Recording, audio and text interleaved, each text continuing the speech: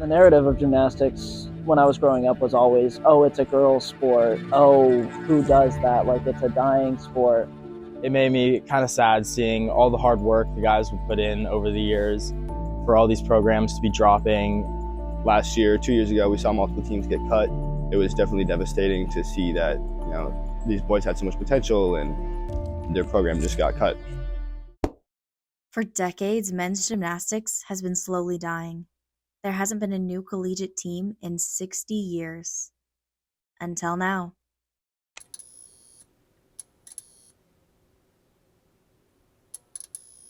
Last summer, when I came in here originally at Simpson College, I was asked to put in a strategic vision, and part of that would be adding new sports programs, and was approached by the Pictor Group, knowing that we were looking to add sports, about men's gymnastics, and they were hired by USA Gymnastics. Men's gymnastics had been kind of dying on the vine, so to speak, and they were trying to find a way to reinvigorate that sport, and we were very interested in hearing the whole story. Got invited down to the USA Nationals in St. Louis, got wined and dined by the Pictor Group and USA Gymnastics, and from there it really took off. And I think a big part of the success that we had was we had a very good firm helping us, and they also helped us find the right coach, because to get a new sports program off the ground, you've got to hire the right person leading that program, and we did that in Colin Payne.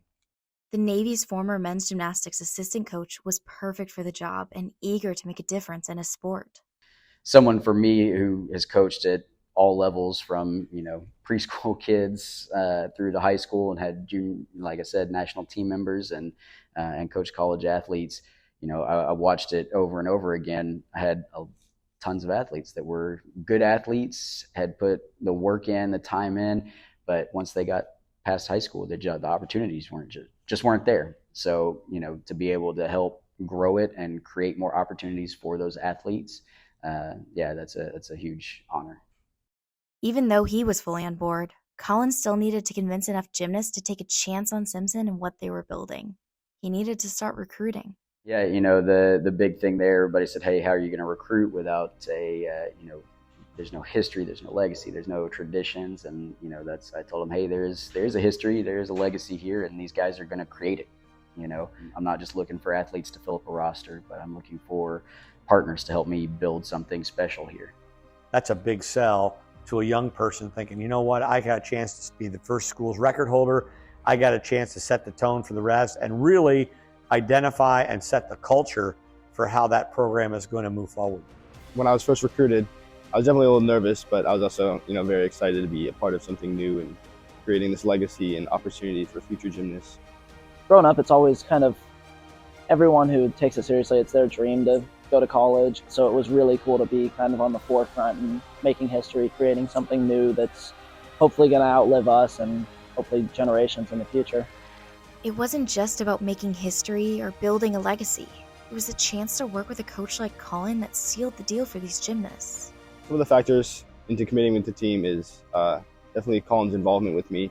He was very interested in me and reached out to me multiple times. And I feel like we just had a good connection there. So showing that he wanted me a part of his team was a big deal. It feels amazing to have a coach like Colin in my corner. I'm not gonna lie. He's brilliant. He's there for every single one of us, and he always encourages every single one of us to push harder, do better, work harder. A pleasure to be working with him. Colin may have inspired them to come together, but it was up to the team to make it worthwhile. In order to have a successful team right off the start, you have to have good team building early on. And that was something that I think we did really well. We did a lot of things together. A lot of us had classes together. And so we were really able to build those relationships outside the gym, which only strengthened them inside the gym. And I think it correlated to a really good, supportive season from everyone. We cheer each other on quite a lot in the gym.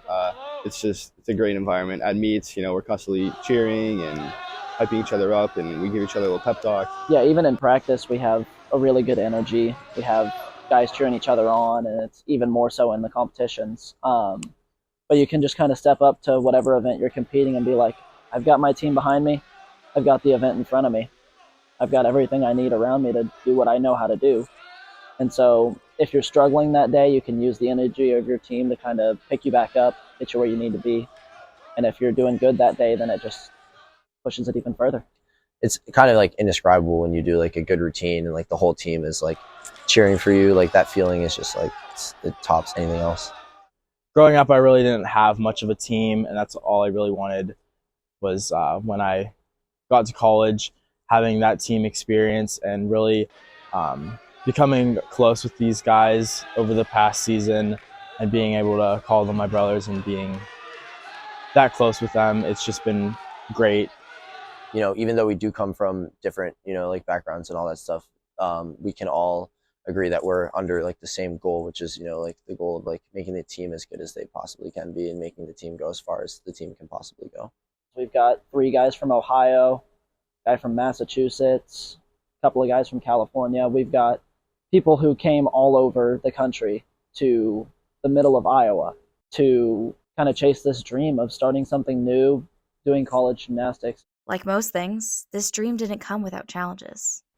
When we came in here, we didn't have any equipment or a facility. We had to drive up to a merge academy whenever our schedule allowed us. And then when we did get some equipment, it was very old, and we had to set it up, take it down every practice.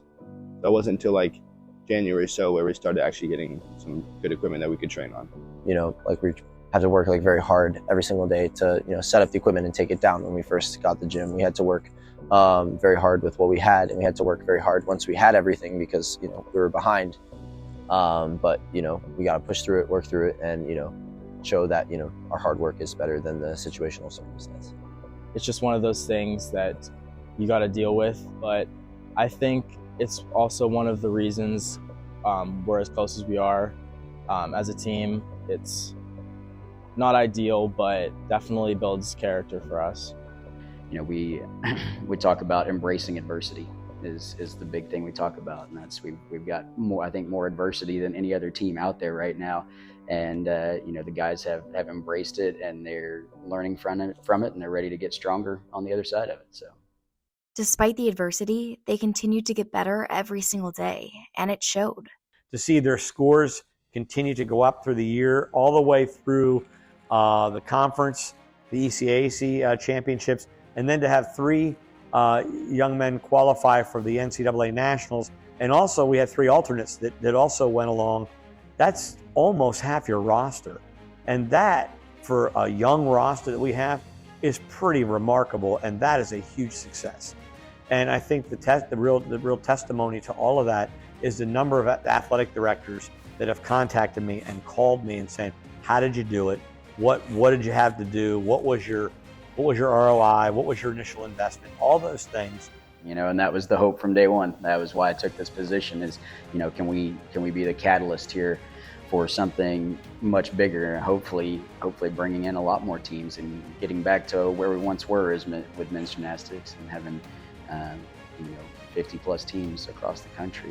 Men's gymnastics was dying before these 2 new teams appeared, and just to be a part of it, impact on the sport that we love is amazing.